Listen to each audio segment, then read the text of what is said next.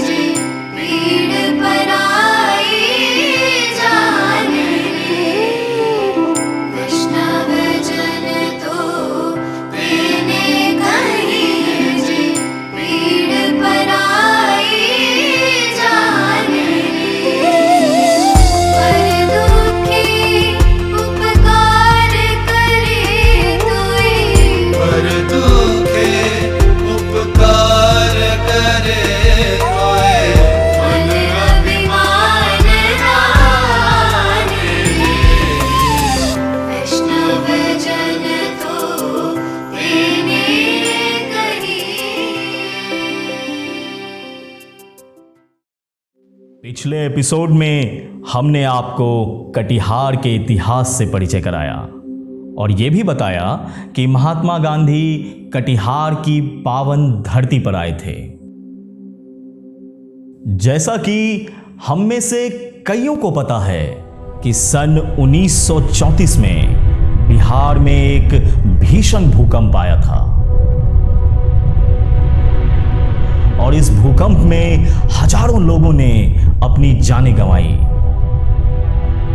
15 जनवरी 1934 का वो दिन, समय लगभग दोपहर के 2:13। लोगों को ऐसा लगा मानो अचानक प्रलय आ गया हो। जमीन जोर से हिली, आवाज ऐसी मानो कोई बड़ा कारवां अचानक बड़ी तेजी से गुजर गया। ऐसा लग रहा था मानो जमीन के अंदर से आवाज आ रही हो। जमीन का हाल ऐसा मानो ऊपर की तरफ 6 से 12 फीट की लहर उठ रही हो। रिक्टर स्केल पे इसकी तीव्रता 8.4 मापी गई और इस भूकंप को महाभूकंप का दर्जा दिया गया। तबाही ऐसी हुई कि जिसे शब्दों में बयान करना मुश्किल था। जमीन में कई बड़ी बड़ी दरारें पड़ गई और ये सिलसिला चंपारण से लेकर दरभंगा तक देखने को मिला। कई लोगों के लिए यह घटना उसके उम्र निर्धारण करने का एक जरिया तक बन गया था। जहां लोग कहा करते थे कि जब महाभूकंप आया उस दौर में मेरा जन्म हुआ था। तबाही ऐसी हुई थी कि खुद महात्मा गांधी को बिहार का दौरा करने के लिए विवश होना पड़ा। भूकंप पीड़ितों की सुध लेने के लिए खुद गांधी जी बिहार के एक व्यापक दौरे पर निकले और इस दौरे के क्रम में अप्रैल 1934 के पहले हफ्ते में वो कटिहार की इस पावन धरती पर आए थे। सन 1934 के महात्मा गांधी के कार्यक्रम की सूची के अनुसार 8 से 10 अप्रैल 1934 को गांधी जी कटिहार, फारबिसगंज, अररिया और पूर्णिया के दौरे पर थे। इस प्रलयकारी भूकंप पीड़ितों के सहायता के लिए महात्मा गांधी जब बिहार आए तो यात्रा के अंतिम दिनों में असम जाने के क्रम में भूकंप पीड़ितों की मदद के लिए वो चंदा इकट्ठा करने पूर्णिया पहुंचे थे। इसी क्रम में गांधी जी पूर्णिया के धमदहा होते हुए टीकापट्टी आए। टीकापट्टी में महात्मा गांधी ने यहाँ के लोगों और क्रांतिकारियों के साथ गुफ्तगू की और यहाँ की जनता के साथ एक खुला अधिवेशन भी किया।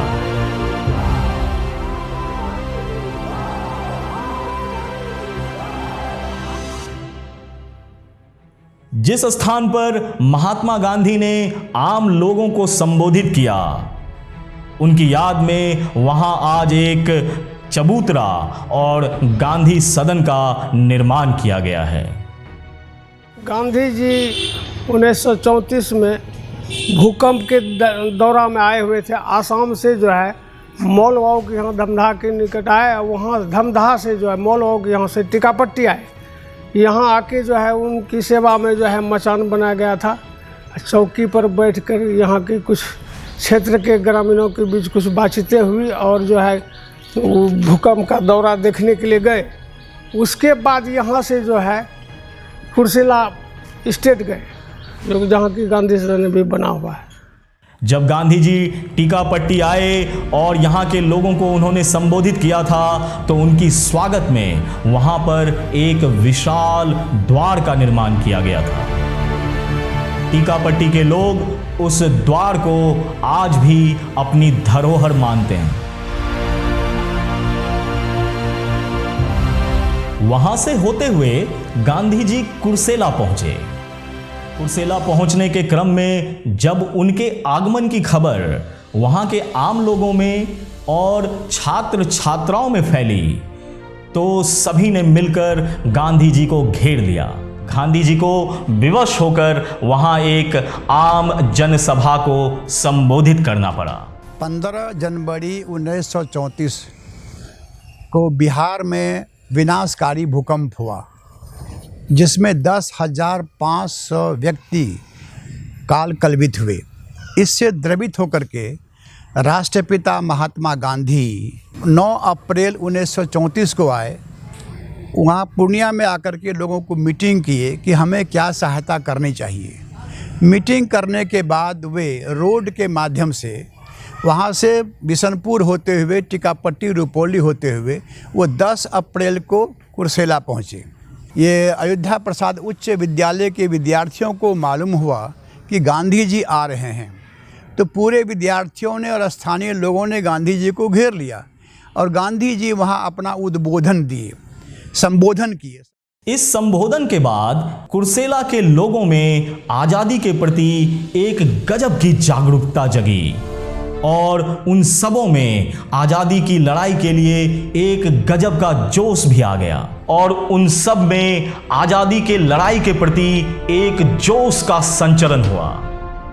इसी यात्रा के दौरान 8 अप्रैल 1934 को महात्मा गांधी कटिहार में थे और यहाँ उन्होंने हरिजन पाठशाला की स्थापना की नींव रखी। यहाँ कक्षा 1 से लेकर 5 तक के छात्र छात्राओं की पढ़ाई होती है। ये पाठशाला शहर के बीचों बीच राजेंद्र प्रसाद पथ पर स्थित है और मजे की बात यह है कि ये आज भी चल रहा है। देश को आज़ादी दिलाने वाले हम लोग के महात्मा गांधी जी तो वो कटिहार आए थे, जो यहाँ हरिजन पाठशाला एक आज भी है, वो उद्घाटन उन्होंने किया था अपने द्वारा। तो ये भी कटिहार के लिए काफ़ी गर्व की बात है कि हमारे देश के आज़ादी के लिए प्राण आहुति देने वाले ऐसे महात्मा गांधी जी के चरणों को कटिहार में पढ़ने का काम हुआ। और महात्मा गांधी की ये यात्रा कई मायनों में खास थी। जो सबसे महत्वपूर्ण बात इस यात्रा से निकलकर सामने आई वो ये कि उनके आने से यहाँ के लोगों में आज़ादी के प्रति गजब की जागरूकता का संचरण हुआ।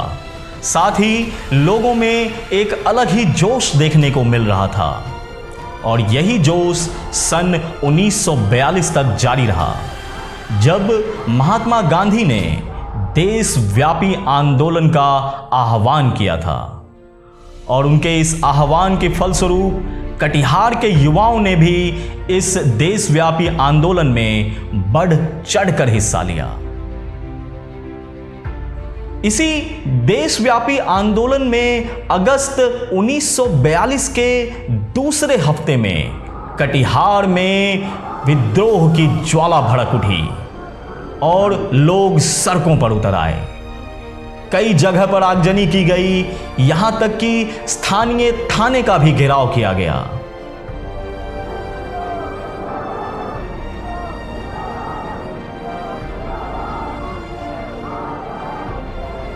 इस प्रदर्शन के विरोध में अंग्रेजी शासन ने फायरिंग करने का हुक्म दिया और इस फायरिंग में कई लोग शहीद हो गए। कौन थे वो लोग जिन्होंने अपनी जान की परवाह किए बिना आजादी की लड़ाई में अपनी संपूर्ण आहुति दे दी?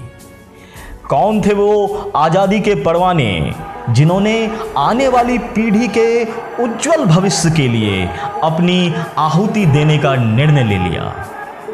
जानना नहीं चाहेंगे कि कौन था वो वीर जिसने अपने जीवन की तरुण अवस्था में ही वीर गति को प्राप्त कर लिया और कटिहार में हुए इस स्वतंत्रता आंदोलन में पहले शहीद के रूप में जिसका नाम हमेशा के लिए अमर हो गया। मैं कटिहार हूं कि अगली कड़ी लेकर आ रही है उस शूरवीर की कहानी जिसे अंग्रेजों के बंदूक का भी खौफ नहीं था, जिसने अपने जीवन का 16वां बसंत भी नहीं देखा और मां भारती के चरणों में अपने प्राण की आहुति दे दी। कहानी जारी है। मैं कटिहार हूं।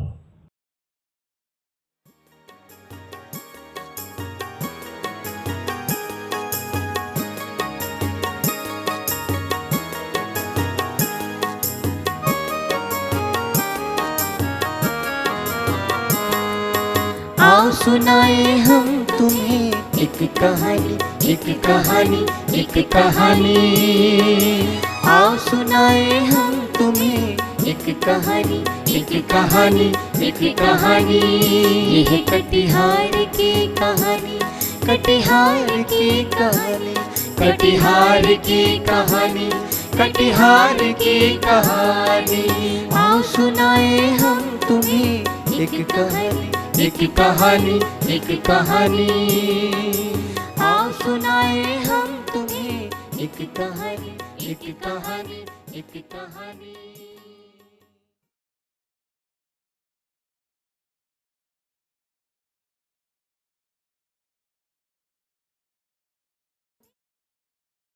इस एपिसोड के प्रायोजक थे Kilkari pre school. Episode was sponsored by Kilkari pre school.